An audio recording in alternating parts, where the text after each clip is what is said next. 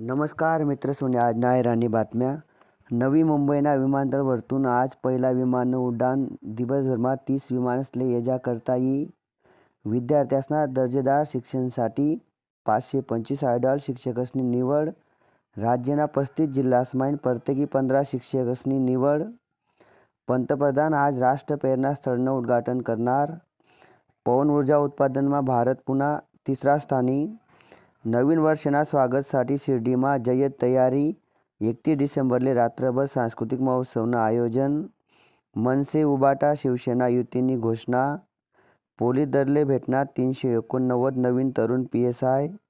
गाव, तालुका व जिल्हा स्तरावर सक्षमीकरणसाठी कर्मयोगी 2.0 सरपंच संवाद कार्यक्रम सुरू व्हावशे.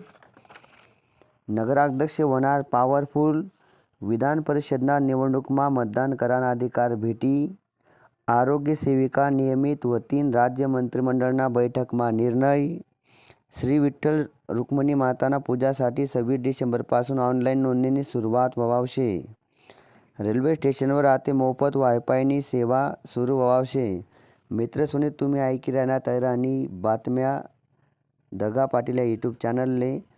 पुढला महत्त्वाचा विषय मित्रसोनी, रेल्वे स्टेशनवर आते मोफत वायफायनी सेवा सुरू व्हावशे.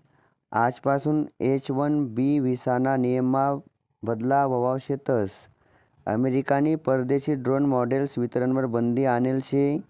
राजस्थानमा सीमाजवळ नवीन एअरबेस तयार व्हावशे.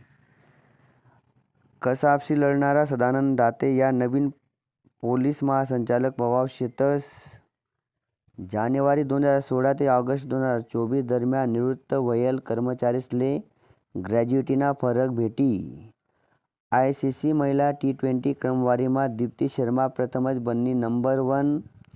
TATनी उत्तर सूची अखेर जाहीर. 27 पर्यंत परीक्षार्थीसले आक्षेप लेता येई. या होतात आज नायराणी बातम्या. तुम्ही ऐका त्याबद्दल धन्यवाद. थँक्यू.